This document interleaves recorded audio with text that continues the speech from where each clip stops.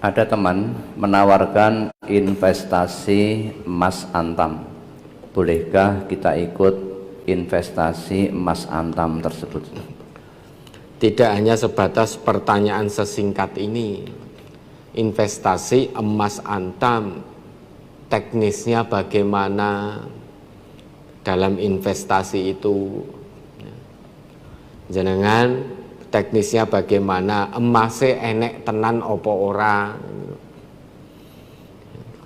Kalau emasnya betul-betul ada dan di situ tidak ada unsur-unsur atau transaksi ribawinya, boleh. Jadi kalau pertanyaannya hanya bolehkah ikut investasi emas antam karena ada teman yang mengajak untuk investasi emas antam, boleh apa tidak? Ya, saya tidak bisa jawab. Bukan masalah boleh dan tidaknya. Ini masalah keduniaan, selama tidak ada larangan silahkan. Namun kalau ada larangannya jangan dilakukan. Termasuk investasi tadi masalah keduniawian. Selama tidak ada larangan monggo. Namun jika itu ada larangan maka jangan dilakukan.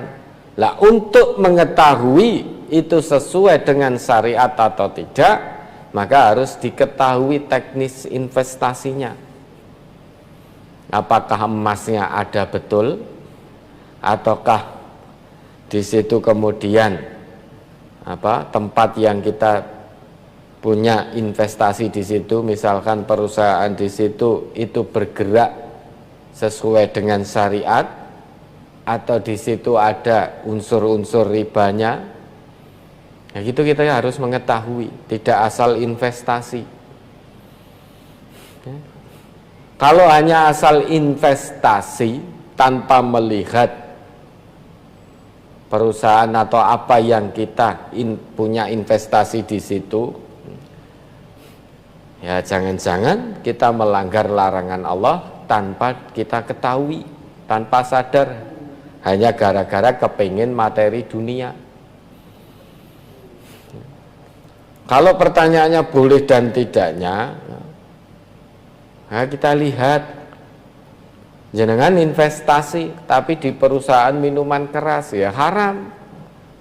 Investasi itu urusan keduniawian, cuma di situ ternyata investasi ke tempat yang bergerak dalam bidang yang diharamkan oleh Allah dan Rasul-Nya, maka otomatis itu ada larangan di situ.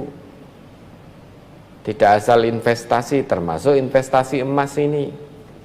Maka perlu dilihat,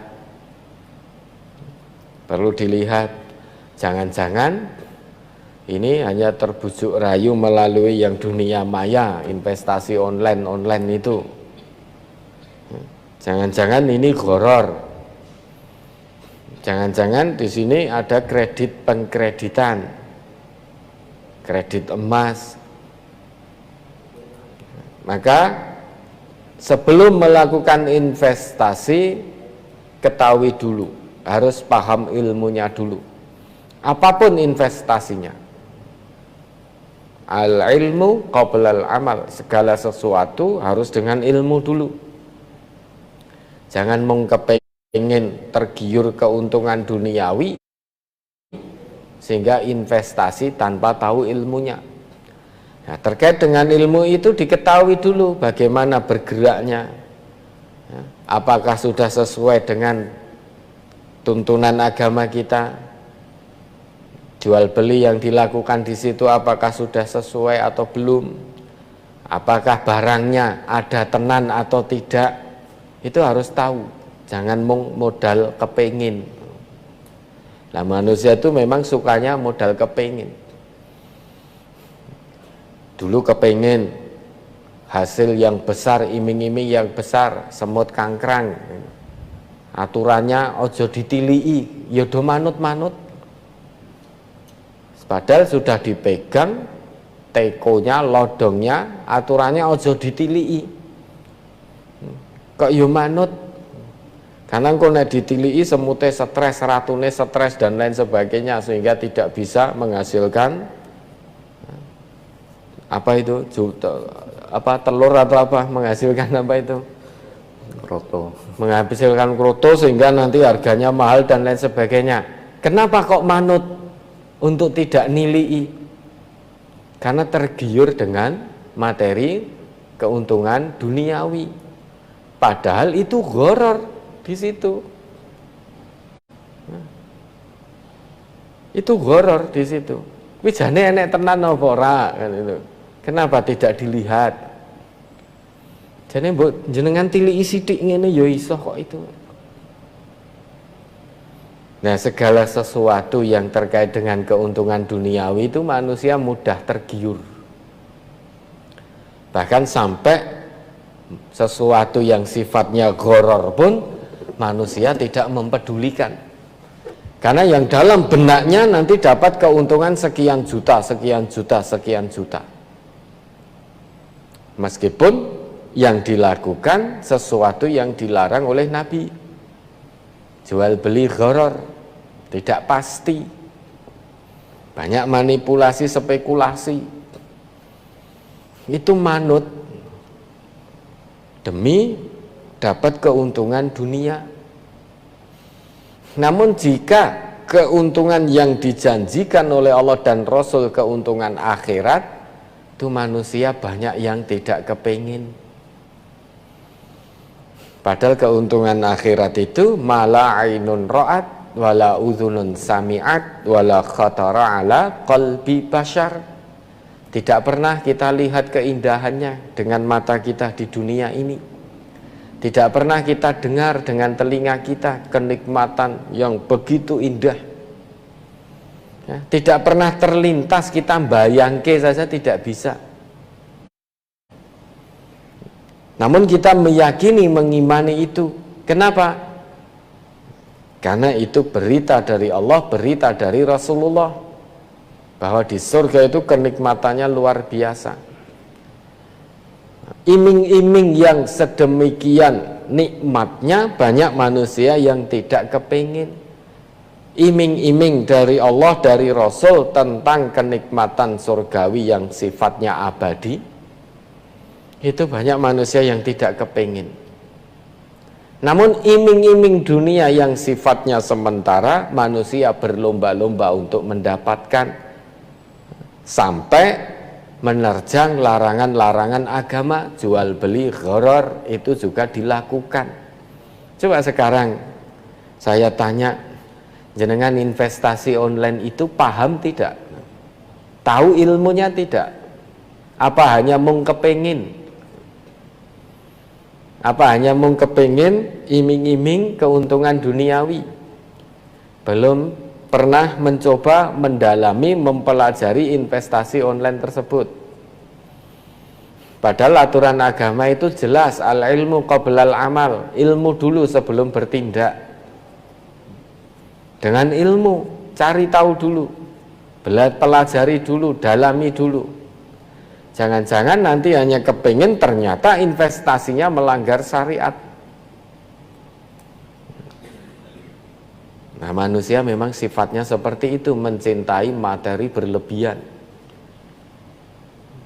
Sehingga biasanya kalau ada iming-iming ini tanpa mau mencari tahu kebenarannya sesuai dengan syariat Islam atau belum, pokoknya yang dalam benaknya, oh nanti saya investasi sekian, dapat sekian, dapat sekian, dapat sekian. Wes dunya tok yang pertama kali terlintas. Yang pertama kali terlintas itu hanya masalah dunia saja. Kenapa demikian? Karena memang keuntungan dunia itu yang tampak saat ini. Keuntungan dunia itu yang tampak saat ini. Nah, manusia itu mencintai segala sesuatu yang tampak kasat mata. Akhirnya artinya langsung bisa dinikmati. Kalau keuntungan akhirat besok, ya, ketika dunia sudah selesai ini. Nah, manusia biasanya itu kurang begitu tergerak hatinya untuk berusaha sekuat tenaga mendapatkan sesuatu yang tidak tampak dalam matanya. Sesuatu yang tampak, kita meyakini pada sesuatu yang tampak itu disebut ilmu. Sesuatu yang tidak tampak itu disebut iman. Maka dengan ilmu, yakini dulu, pelajari dulu. Karena investasi itu bisa tampak dalam kasat mata di dunia ini. Pelajari dulu, jangan terburu-buru. Ya. Namun demikian banyak manusia wis ora masalah horor apa ora, sing penting entuk duit. Yang penting dapat keuntungan duniawi. Memang akan dapat, orang itu akan didapat, yang menginginkan keuntungan duniawi akan Allah segerakan, Allah berikan. Namun tidak semua keinginan duniawinya Allah penuhi, tidak. Makanya dunia yang sifatnya sementara ini oleh Allah disebut ajilah. Ajilah itu ya saat ini dan segera habis. Coba dibaca itu Quran surat Al-Isra ayat 18 sampai 21. Man kana yuridul ajilata ajjalna lahu fiha ma nasya'u liman nurid summa ja'alna lahu jahannama yaslaha madmuman madhura. Surat Al-Isra ayat 18 sampai 21. Man kana yuridul ajilata ajjalna lahu fiha ma nasya'u liman nuridu summa ja'alna lahu jahannam yaslaha mazmuman madhura wa man aradal akhirata wa sa'a laha sa'yaha wa huwa mu'minun fa ulaika kana sa'yuhum mashkura kullan numittu haula'i wa haula'i min ata'i rabbik wa ma kana ata'u rabbika mahzura undur kaifa faddalna ba'dhum 'ala ba'd walal akhiratu akbaru darajatin wa akbaru tafdila. Barang siapa menghendaki kehidupan sekarang, yakni kehidupan duniawi, maka kami segerakan baginya di dunia itu apa yang kami kehendaki bagi orang yang kami kehendaki, dan kami tentukan baginya neraka jahanam. Ia akan memasukinya dalam keadaan tercela dan terusir. Dan barang siapa yang menghendaki kehidupan akhirat dan berusaha ke arah itu dengan sungguh-sungguh sedang ia adalah mukmin, maka mereka itu adalah orang-orang yang usahanya dibalasi dengan baik.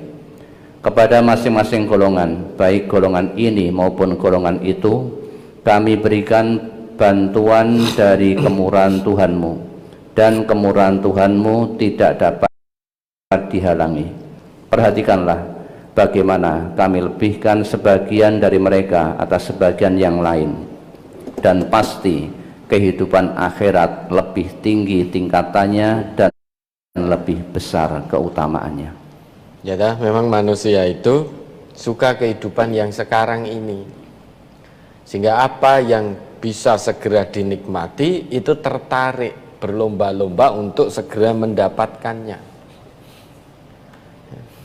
Namun ketertarikannya kepada kehidupan akhirat itu banyak manusia yang tidak tertarik, padahal kenikmatannya melebihi segala yang ada di dunia ini. Makanya biar kita tidak menyesal, investasi boleh-boleh saja, namun perlu diketahui dulu. Jangan hanya modal kepingin tergiur dengan kehidupan sekarang ini, dengan keuntungan duniawi saja, lantas tanpa tahu ilmunya jenengan berinvestasi. Ternyata setelah investasi sekian puluh atau sekian ratus juta, baru tahu di kemudian hari kalau tempat yang panjenengan taruh modal di situ ternyata bergerak di bidang yang tidak dibenarkan oleh syariat. Nah, itu baru menyesal nanti. Maka segala sesuatu dengan ilmu, ya. Karena nanti tidak mungkin jenengan jawab di sana. Kamu kok investasi ini, padahal investasi ini bertentangan dengan syariat agamaku, kamu ikut siapa? Tidak bisa kita menjawab ikut fulan, tidak. Masing-masing pendengaran, penglihatan, hati kita bertanggung jawab sendiri-sendiri. Makanya nanti yang diikuti jane andai kata tahu itu melanggar syariat, semuanya hanya gara-gara keuntungan duniawi, tidak mau nanti di sana untuk memikul dosa panjenengan, akan berlepas diri juga. Ittabarra'al ladzina tubi'u minal ladzina taba'u wa ra'awul 'adzaba wa taqatta'at bihimul asbab. Orang yang diikuti akan berlepas dari orang yang mengikuti di hadapan Allah nanti. Tidak mau menanggung dosa orang yang mengikutinya. Kenapa? Menanggung dosanya sendiri saja wis ora sanggup, ndak kuat. Apalagi sampai menanggung dosa orang yang mengikutinya. Maka orang yang diikuti di hadapan Allah nanti akan berlepas diri. Semuanya sibuk dengan urusannya masing-masing. Likulli imri'in yauma idzin sya'nu yughni, sibuk dengan urusannya masing-masing. Ya, pentingnya ilmu dalam segala hal. Orang yang beriman, orang Islam sebelum melakukan segala sesuatu harus dengan ilmu. Jangan hanya tergiur oleh nilai duniawi, keuntungan duniawi, tanpa ilmu di situ lantas gegabah. Ya, bukan berarti melarang investasi, bukan. Boleh, itu urusan duniawi. Selama tidak ada larangannya, boleh. Namun jika itu ada larangannya, kita orang Islam jangan melakukan, dekat-dekat saja jangan, apalagi kok sampai ikut melakukan. Lah untuk mengetahui investasi tadi sesuai syariat agama kita atau tidak, maka perlu diketahui apakah barangnya ada betul. Kemudian bagaimana model transaksi jual belinya, kemudian tempat yang kita taruh dana kita untuk investasi itu apakah bergerak di bidang yang sesuai dengan syariat atau tidak, itu perlu tahu. Kalau hanya pertanyaan boleh apa tidak investasi, nah, saya jawab boleh selama tidak ada larangannya. Kalau ada larangannya tidak boleh. Kalau ternyata barangnya tidak ada, berarti itu gharar. Gharar ini yang dilarang oleh Nabi kita. Bukan investasinya, tetapi keghararannya yang dilarang. Jangan investasi pada sesuatu yang gharar, misalkan. Nah, itu melanggar aturan dari Nabi. Maka cari tahu dulu, jangan kepengen. Ya. Jangan kepengen, tetap sebelum mengetahui, dengan ilmu dulu. Nah, dulu semut kangkrang mau kepengen, hanya kepengen dapat keuntungan sekian juta, ternyata nol. Ya, bodong. Jual beli bodong, itu pun jenengan manut ojo ditilii, itu manut kok enggak nilii, itu kepengin duniawi, manut dikei aturan jangan nilii. Padahal jenengan tidak melihat barangnya itu dalam jual beli, itu gharar. Ya, ada lagi.